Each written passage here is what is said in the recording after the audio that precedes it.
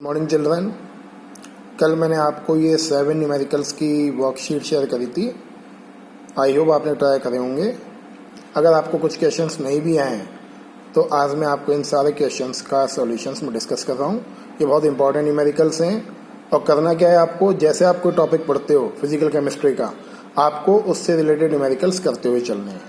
कल हम video lecture के through Henry's law and Raoult law, जो 12th के बिल्कुल इम्पॉर्टेंट टॉपिक हैं, मतलब 12th की जहाँ एंट्री है चैप्टर में, वो स्टार्ट करेंगे।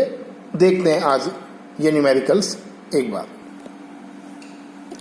जैसे कल फर्स्ट न्यूमेरिकल था आपका कि आपको 5% m/v इथेनॉल दिया हुआ है एक्वस में।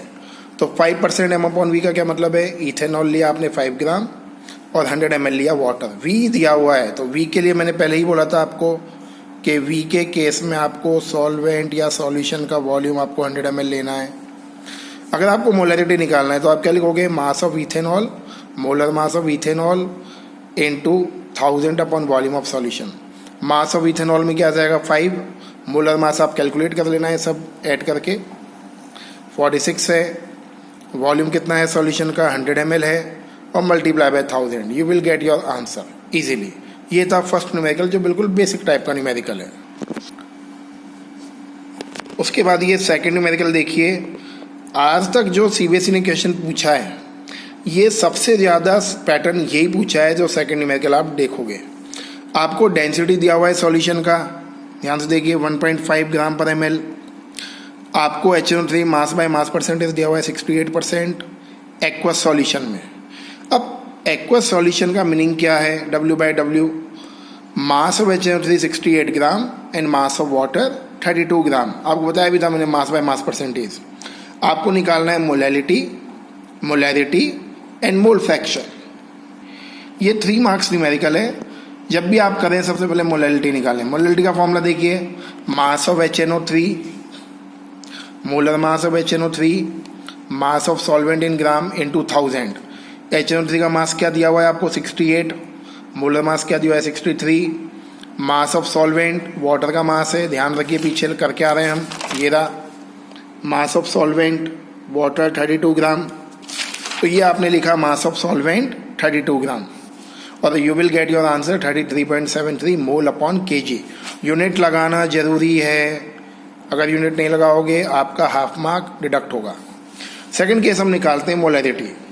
मोलैरिटी थोड़ा सा टीडीएस है निकालना, क्योंकि फॉर्मूला देखिए आप, मास upon molar mass, volume of solution into 1000। मास आपको पता है HNO3 का, मोलर मास पता है आपको, लेकिन वॉल्यूम पता नहीं है, बिकॉज आपको दोनों टर्म पीछे क्या दिया हुआ है? HNO3 का भी मास दिया हुआ है और H2O का भी मास दिया हुआ है। तो मास को वॉल्यूम में चेंज करने के लिए आपको मेंशन करा हुआ है डेंसिटी ऑफ सॉल्यूशन। तो करना क्या है? आपको डेंसिटी ऑफ सॉल्यूशन की हेल्प से आपको निकालना है ये वॉल्यूम ऑफ सॉल्यूशन। तो डेंसिटी का फॉर्मूला क्या है? Mass of solution upon volume of solution. तो डेंसिटी कितना है? 1.5। मास कितना है सॉल्यूशन का? सॉल्यूट प्लस सॉल्वेंट इक्वल क्या हो जाएगा? 100।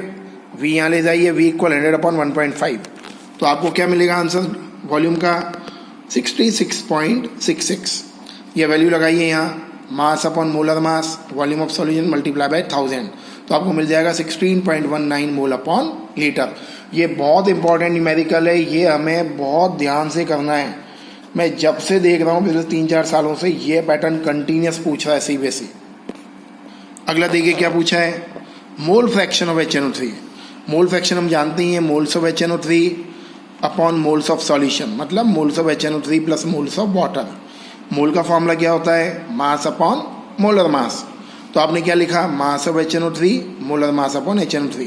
HNO3 को आप ऐड कर लेना, H का 1 होता है, N का 14 है, O का 16 है। ऐड करोगे यू विल गेट 63। सेम नीचे मास upon molar mass plus mass upon molar मास। ये वाटर का मास 32 है, मोलर मास 18 होता है H2O का, H का 1 और O का 16। You will get your answer. Third numerical था आपका कि आपके पास NaCl है 20 ग्राम, ये 20 ग्राम NaCl, और आपके पास वाटर है 90 ग्राम। आपको बताना है मोल फ्रैक्शन NaCl का। सेम उसी मेथड से होना है। NaCl का mole fraction moles of NaCl upon moles of NaCl plus moles of water, ये कैलकुलेशंस हैं।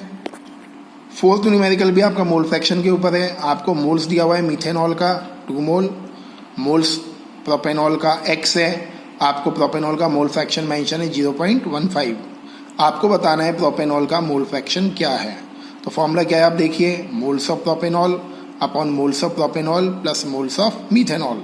तो फॉर्मूला आपको दे रखा है, मोल फ्रैक्शन की वैल्यू क्या दी हुई है 0.15, प्रोपेनॉल के मोल x, नीचे x प्लस 2, x का वैल्यू निकाल लेना, जो भी आपका आंसर आए that will be a moles of propanol present in solution. Question 5 देखिए, यही बहुत इंपॉर्टेंट है। मास ऑफ सॉल्यूशन आपको मेंशन है 2.5 किलोग्राम, ग्राम में चेंज कर लीजिए ज़्यादा बेटर है। मोलैलिटी मेंशन है 0.25। आपको बताना है कि आपने कितना अमाउंट यूरिया का इसमें डिजोल्व करा हुआ है, मतलब आपको मास ऑफ सॉल्यूट कैलकुलेट करना है। यूरिया का फॉर्मूला होता है NH2CO NH2 and molar mass जो होता है यूरिया का वो होता है 60। फॉर्मूला लगाना है molality, mass of urea upon molar mass of urea, mass of solvent in gram multiply by 1000। Molality में आपको मास ऑफ सॉल्वेंट लेना है। ये जो मास है ये सॉल्यूशन का मास है, ये ध्यान रखना है आपको, ये नहीं लगा देना है। सॉल्यूशन इक्वल क्या होता है, सॉल्यूट प्लस सॉल्वेंट। तो सॉल्यूशन कितना है 2500 ग्राम, ये देखिए आपने चेंज करा हुआ है। सॉल्यूट x मान लीजिए आप, सपोज करिए, प्लस सॉल्वेंट, तो क्या हो जाएगा आपका ये सॉल्वेंट इक्वल 2500 माइनस x। क्यों बोला मैंने ये, अगर आप सॉल्यूशन में से सॉल्यूट को माइनस करोगे तो यू विल गेट सॉल्वेंट। अब आ जाइए फॉर्मूला पर, मोलैलिटी मेंशन है, आपको मास ऑफ यूरिया कैलकुलेट करना है x, सपोज करा आपने, मोलर मास 60 है और यहाँ mass of solvent 2500 minus x multiply by 1000। x का वैल्यू निकाल लीजिए, you will get your answer. Question number जो 6 है ये आपके एक्चुअली केमिस्ट्री प्रैक्टिकल में काम आने वाला न्यूमेरिकल है। जब भी हम केमिकल्स वगैरह बनाते हैं, डाइल्यूशन करते हैं, तो ये न्यूमेरिकल्स काम आते हैं आपके। इसको बोलते हैं हम डाइल्यूशन फार्मूला। जैसे आपको H2SO4 मेंशन है जिसका मोलैरिटी 0.5 मोल पर लीटर है, वॉल्यूम है H2SO4 का 30 ml। अगर आपने उसका वॉल्यूम चेंज करके 500 ml करा, मतलब आपने वाटर मिलाया है 470 ml, तो वॉल्यूम क्या हो गया 500 ml। तो बताइए इसका मोलैरिटी क्या होगा। डाइल्यूशन फार्मूला बोलता है M1V1 इक्वल M2V2, आपने पढ़ा भी होगा क्लास 11th में।